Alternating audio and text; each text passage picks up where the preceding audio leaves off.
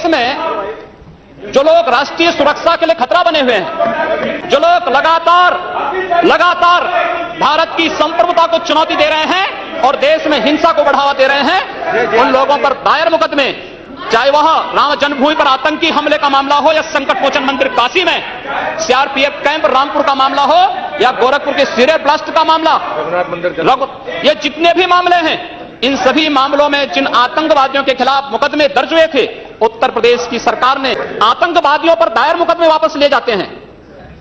Vote bank के लिए उन मुकदमों को वापस लेने का कुत्सित प्रयास किया। न्यायालय अगर बीच में नहीं होता तो संभवतः अब तक वे आतंकवादी बाहर छूट करके पुनः नरसंहार कर रहे होते, जिस प्रकार से उत्तर प्रदेश के अंदर और प्रदेश के अंदर हुआ है।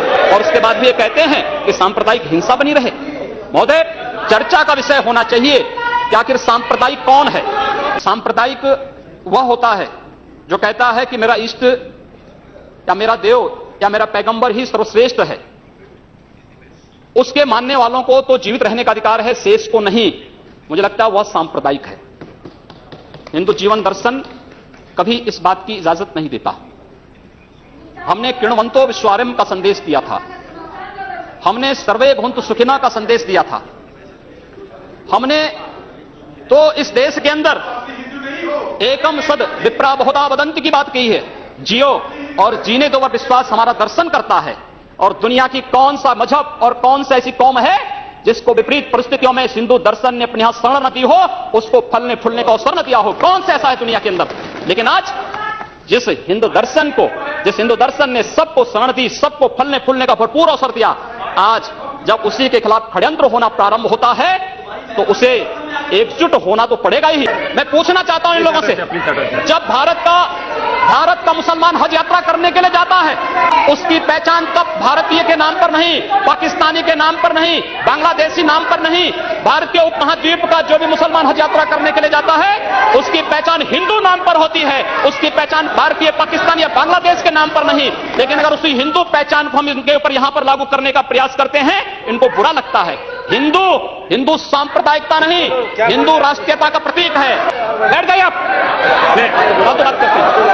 महोदय, उन्होंने कहा, गुरुदेव रविन्द्रनाथ टैगोर ने एक बात कही थी और उन्होंने कहा था कि अगर भारत को समझना है तो मैं भारतीय अस्मिता को पहचानना पड़ेगा, और भारतीय अस्मिता को पहचानना है तो स्वामी विवेकानंद के बारे में आप जान लीजिए। विवेकानंद ने एक बात कही थी कि गर्व से कहो हम हिंदू हैं। स्वामी विवेकानंद तो सांप्रदायिक नहीं थे, स्वामी विवेकानंद तो किसी पार्टी के नहीं थे।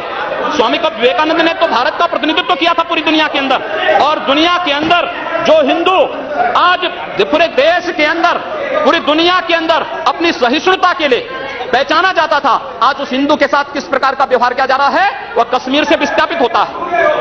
2012 में असम के अंदर 3 महीनों तक बोडो जनजाति के लोगों को मारा जाता रहा, कोई नहीं बोला।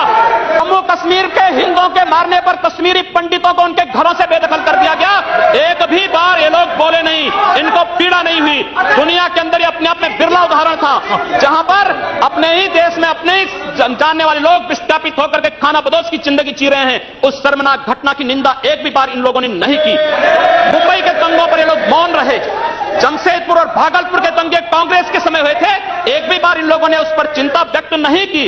और तो और 1984 में इस देश के अंदर जिन सिख गुरुओं का योगदान इस देश को बचाने और इस देश की धर्म और संस्कृति, इस देश के समाज को बचाने में बहुत महत्वपूर्ण थी, उन सिखों के कत्लेआम पर भी इनको शर्म महसूस नहीं होती है। और आज लोग इस देश के अंदर बात करते हैं सांप्रदायिक सौहार्द की, इनका पूरा चेहरा सांप्रदायिक हिंसा से रंगा हुआ है, सांप्रदायिक एजेंडे से रंगा हुआ है। और इसीलिए बंधु महोदय, इस देश के अंदर असम में क्या हो रहा है, बांग्लादेशी घुसपैठिए इन लोगों के अपने हो गए, और इस देश में लाखों वर्षों से रहने वाला समुदाय पराया हो गया। महोदय, असम में बांग्लादेशी घुसपैठियों के कारण Kokrajhar Under Rule 376, sir, the honourable member, while giving statement in his speech, he mentioned about communal rights.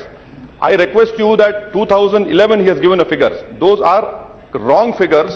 He has completely forgotten 10 to 2013. No. My question was there, sir. You cannot give wrong figures. अध्यक्ष महोदय, सच्चाई कड़वी होती है और कड़वी सच्चाई लोग स्वीकार करने को तैयार नहीं, क्योंकि लोग उस बीमारी से स्वयं त्रस्त हो चुके हैं जो बीमारी इन्होंने पूरे देश को दी है। और इसीलिए ये लोग उस सच्चाई को स्वीकार नहीं कर सकते। मैं 2011-12 में असम के अंदर देख रहा था, 3 महीनों तक लगातार असम जलता रहा, और तो और कांग्रेस के लोग एक बार तो असम के ही मुख्यमंत्री को कटघरे में खड़ा कर दिया कि इन्होंने बोडो लोगों के बारे में कैसे बोल दिया। अरे बोडो वहां का नागरिक है, उसके बारे में नहीं बोलेंगे, किसके बारे में बोलेंगे? लेकिन ये लोग बांग्लादेशियों घुसपैठियों की वकालत करते हैं, और बांग्लादेशी घुसपैठियों की वकालत करते हुए इन लोगों ने पूरे बांग्लादेश, पूरे पूर्वोत्तर के भारत का जो समीकरण बदला है महोदय।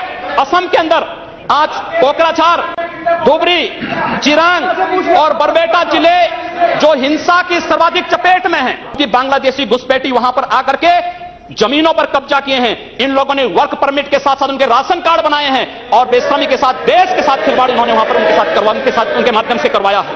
महोदय 11 अगस्त 2012 को मुंबई के आजाद मैदान में जो कुछ हुआ, महोदय आजाद मैदान की घटना क्या थी? आजाद मैदान में रोयांग मुस्लिम जो बर्मा में थे उनके बीच में और वहां के बौद्धों के बीच में वहां पर हिंसा हुई, दंगे हुए। ये मामला म्यांमार का है, भारत का नहीं। लेकिन म्यांमार की घटना में दंगा कहां होता है? आजाद मैदान मुंबई में। ये लोग मौन रहते हैं, वहां शहीद स्मारक तोड़ा जाता है, पुलिस के जवानों को मारा जाता है, मीडिया कर्मियों को मारा जाता है। उनके साथ साथ पुणे में दंगे हुए, उनके साथ उत्तर प्रदेश के अंदर बरेली में, लखनऊ में, कानपुर में, इलाहाबाद में दंगे हुए। ये लोग मौन रहे। इन लोगों ने सांप्रदायिक आधार पर 1947 में देश को बांटा है, और आज पुनः देश को बांटने की साजिश के तहत पाकिस्तान के एजेंडे पे ये लोग कार्य कर रहे हैं। और while discussing, but sir, what do you remember while discussing? After CIT should be related. उपाध्यक्ष महोदय, सांप्रदायिक एजेंडा इन लोगों का है, हमारा नहीं। हम लोगों ने पूरे देश को एकजुट करने की बात किया था। हम लोगों ने तो नारा भी दिया था कि सबका साथ और सबका विकास। उत्तर प्रदेश के बारे में चर्चा करना चाहता हूं। उत्तर प्रदेश के अंदर 2012 में 118 घटनाएं घटित हुई, 2013 में 247, और मार्च से मई तक 65 घटनाएं घटित हो चुकी हैं। सहारनपुर का दंगा इसलिए हो जाता है क्योंकि हाईकोर्ट के आदेश पर सहारनपुर में एक गुरुद्वारे का निर्माण हो रहा था। अब न्यायालय के आदेश को प्रशासन नहीं मानेगा, उत्तर प्रदेश सरकार नहीं मानेगी। काठ में इसलिए वहां पर विवाद होता है क्योंकि उस गांव में 4 धर्मस्थल हैं, 3 मस्जिद, 1 मंदिर। मंदिर हिंदू समुदाय के द्वारा है, 3 मस्जिदों पर माइक रहेगा, लेकिन मंदिर से माइक उतार दिया जाता है। क्या यही सेकुलर एजेंडा है इन लोगों का? यही सेकुलरिज्म है?